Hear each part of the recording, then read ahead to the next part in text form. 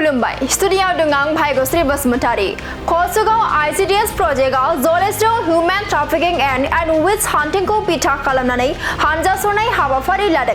आथिखालाव आइजो माहारिखौ लांखारनाय दायना एबा दायनि फोथायनायखौ जोंनि समाजाव गैया खालामनो थाखाय दिनै गसाइगाव महकुमानि सिङाव थानाय कसुगावनि जलेस्ट्रियाव कसुगाव आईसीडीएस प्रोजेक्टआव मोनसे हानजा सरनाय हाबाफारि लानाय जायो। बे हाबाफारियाव कसुगाव आईसीडीएस प्रोजेक्टआव गाहाय बिफाव लायो आरो बेजों लोगोसेनो सुपारभाइजार आरो कसुगाव ओनसोलनि गासै आंगनबाड़ी मावफारियाफोराबो मैखोमै बाहागो लाफायो। लोगोसे बे हानजा सरनाय हाबाफारियावनो कसुगाव आईसीडीएस प्रोजेक्टनि सीडीपीओ अनुपमा ब्रह्मआबो बाहागो लायो। दानिया फैदो कसुगाव आईसीडीएस प्रोजेक्टनि सीडीपीओ अनुपमा ब्रह्मआ मा फोरमायखो जोंनि खौरांनि गेजेरजों आबुङै मिथिना लानि। खुलुमबाय।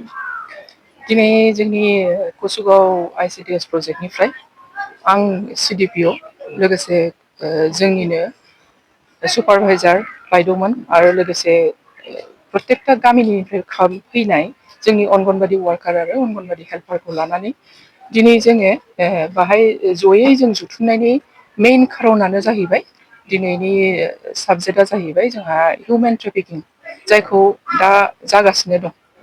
माने फुस्लाय फुस्लि खालामनानै लांखोमानानै मानसिफोरखौ बाहेरायाव लांनानै आलदा खामानियाव माने माबा एंगेज खालामहैनाय आरो लोगोसे मोनसेया जाहैबाय उइच हान्टिंआ जाहैबाय दायना बुथारनाय। दायनायाथ' दानि दिनाव गैया खिन्थु सन्देह खालामनानै आरो खोमसि फोथायनायनि लामायाव लांनानै दायनाखौ मानसिखौ मोजां मानसिखौनो माने बुथारलागासिनो दं।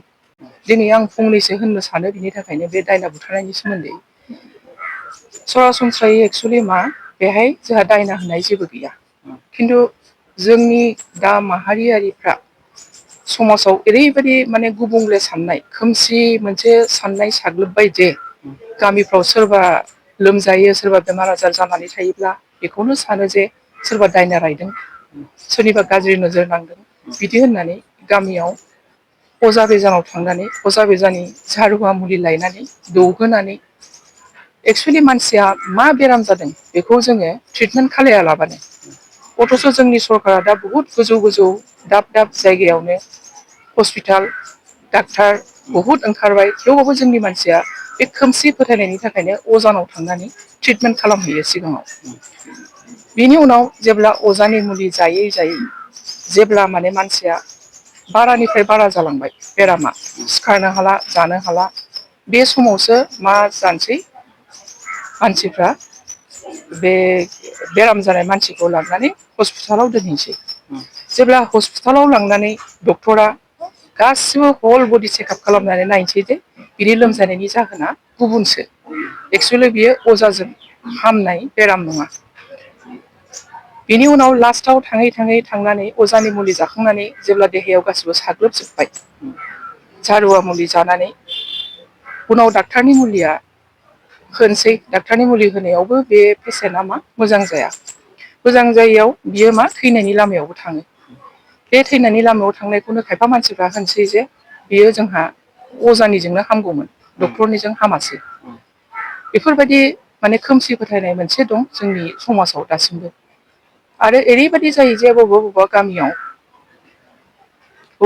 गामियाव ओरैबायदि जायो जे सोरबा जुदि बहुद फुजा होदोंब्ला जोंनि हिनजाव माहारि बिमा माहारिया सानफ्रोमबो बेलासियाव खुलुमनाय बाथौ खुलुमनाय बे बाथौ खुलुमनायाव बिबार गुफुर गोजा गोसोम खानानै बयबो गावनि न'खरनि मोजांनि थाखाय फिसा फिसौनि माने माबानि थाखाय इयुननि मोजांनि थाखाय बयबो आर'ज गाबो। खिन्थु सोरबा मा खालायो बेफोरबायदिखौनो गामियाव उल्था रोखोमै सावरायो। आरो गामियावथ' नुखायो बिदिनो हाथाय बाजाराव बा बहाबा दखानाव बहाबा दुब्लियाव थानानै ज' जथुमनानै रायलायो जे बे जोंहा गामियाव उमुगा माने ओरैबायदि फुजा होनाय जाबाय बिनि फुजायावनो जोंनि गामिया गासिबो बेमार आजार बारा जाबाय। ओरैबायदि बै न'खरावबो बेमारा बारा जाबाय हामाखसै बियो निस्सय दायनि बियो। दा बेफोरबायदि दं दा बैफोरखौ गैया खालामनांगौ। दा बयबो सांग्रांथि जानांगोन जेखौ बे खोमसि फोथायनाय होनदों। बे खोमसि फोथायनायजोंनो जोंनि समाजा गुबुंले जानो हमदों दिनै एसे गाबोन एसे। बिनि थाखायनो जोङो दा आइसिडिएस नि बायद'मोनखौ लानानै बयखौबो ज' लानानै जोंहा स्टेटनि डिरेक्टर साराबो दाखालि फैदोंमोन। डिरेक्टर सारा होनदों दे बेबायदि गुबुंले खोमसि फोथायनायखौ जोङो जोंनि गोसोनिफ्राय जोङो गारहरनांगोन। जेब्ला जों गारहरनो हागोन अब्लासो जोंनि समाजा गोजौनिफ्राय गोजौ लामायाव थांगोन। बे खोथाखौ बुंनायखाय जों दिनै जोंनि आइसिडिएस कसुगाव आइसिडिएस प्रजेक्टनिफ्राय जों बयबो ज' जानानै दिनै एवारनेसनि होनो थाखाय बे रिलेखौ जोङो आवगायनाय जादों। दा बेखौनो आं बुंनो सानदों जे बेबायदि फुस्लायनायाथ' बारानिफ्राय बारा जालांबाय। आंनि साननाय मथेबा आं होननो सानो बे मबाइलाबो मोनसे फुस्लायनायनि लामायाव लांदों।